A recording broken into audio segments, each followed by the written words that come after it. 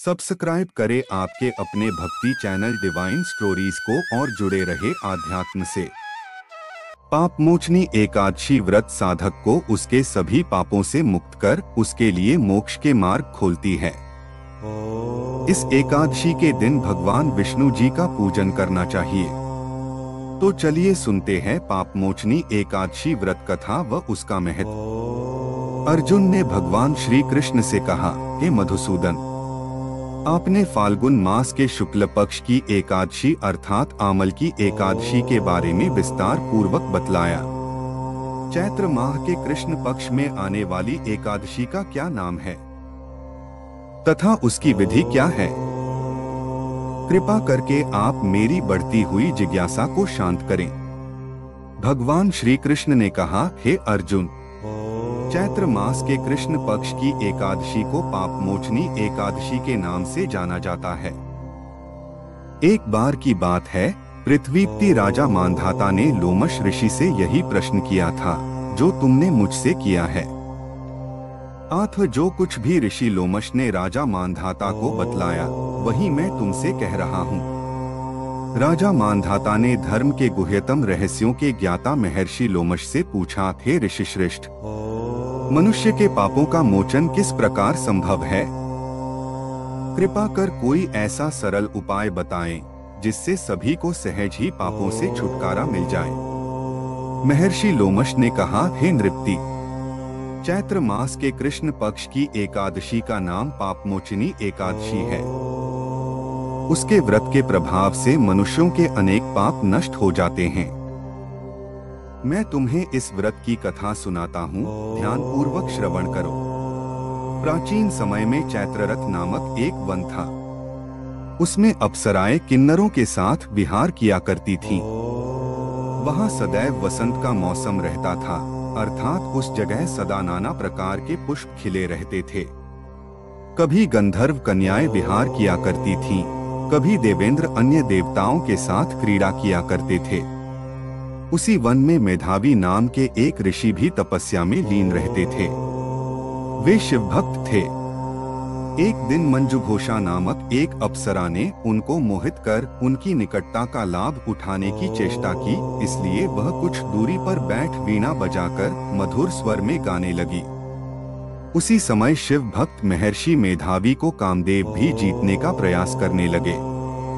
कामदेव ने उस सुंदर अप्सरा के भ्रू का धनुष बनाया, कटाक्ष को उसकी प्रत्यंचा बनाई और उसके नेत्रों को मंजुघोषा अप्सरा का सेनापति बनाया। इस तरह कामदेव अपने शत्रु भक्त को जीतने को तैयार हुआ। उस समय महर्षि मेधावी भी युवावस्था में थे और काफी हृष्ट पुष्ट थे। उन्होंने यज्ञोपवीत तथा दंड धारण कर रखा था। वे दूसरे कामदेव के समान प्रतीत हो रहे थे। उस मुनि को देखकर कामदेव के वश में हुई मंजुघोषा ने धीरे धीरे मधुर वाणी से वीणा पर गायन शुरू किया, तो महर्षि मेधावी भी मंजुघोषा के मधुर गाने पर तथा उसके सौंदर्य पर मोहित हो गए। वह अप्सरा मेधावी मुनि को कामदेव से पीड़ित जानकर उनसे आलिंगन करने लगी। महर्षि मेधावी उसके सौंदर्य पर मोहित होकर शिव रहस्य को भूल गए और काम के वशीभूत होकर उसके साथ रमण करने लगे। काम के वशीभूत होने के कारण मुनि को उस समय दिन रात का कुछ भी ज्ञान न रहा और काफी समय तक वे रमण करते रहे। तदुपरांत मंजुघोषा उस मुनि से बोली, हे ऋषिवर, अब मुझे बहुत समय हो गया है, अतः स्वर्ग जाने की आज्ञा दीजिए। अप्सरा की बात सुनकर ऋषि ने कहा, हे मोहिनी, संध्या को तो आई हो, प्रातःकाल होने पर चली जाना।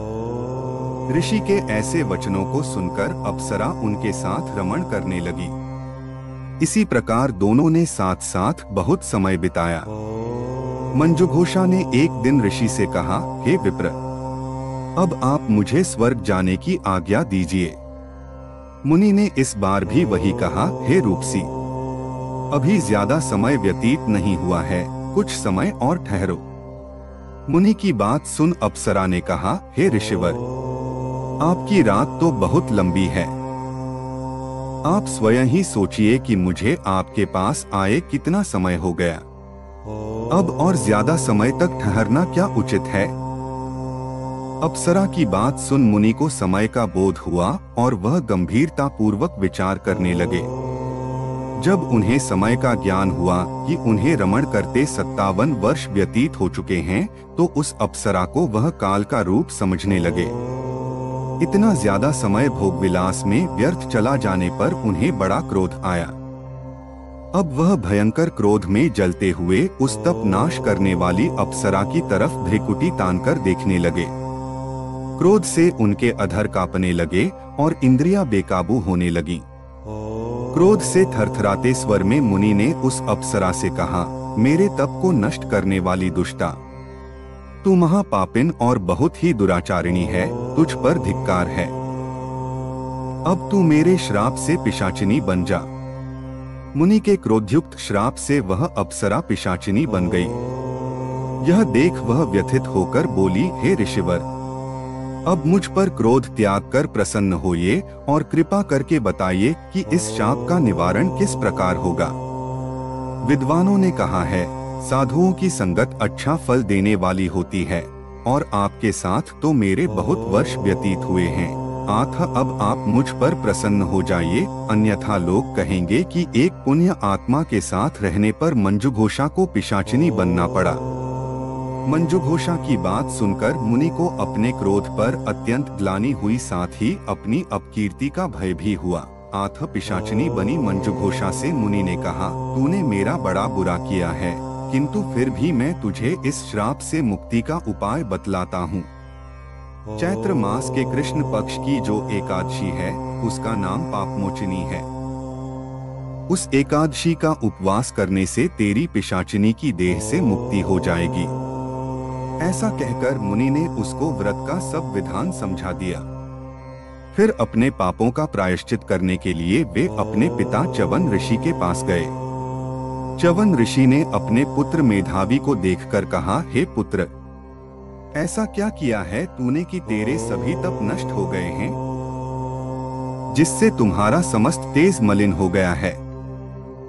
मेधावी मुनि ने लज्जा से अपना सिर झुकाकर कहा, पिताश्री, मैंने एक अप्सरा से रमण करके बहुत बड़ा पाप किया है। इसी पाप के कारण संभवतः मेरा सारा तेज और मेरे तप नष्ट हो गए हैं।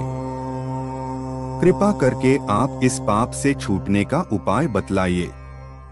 ऋषि ने कहा, हे पुत्र, तुम चैत्र माह के कृष्ण पक्ष की पापमोचनी एकादशी का विधि तथा भक्तिपूर्वक उपवास करो, इससे तुम्हारे सभी पाप नष्ट हो जाएंगे। अपने पिता च्यवन ऋषि के वचनों को सुनकर मेधावी मुनि ने पापमोचनी एकादशी का विधिपूर्वक व्रत किया। उसके प्रभाव से उनके सभी पाप नष्ट हो गए।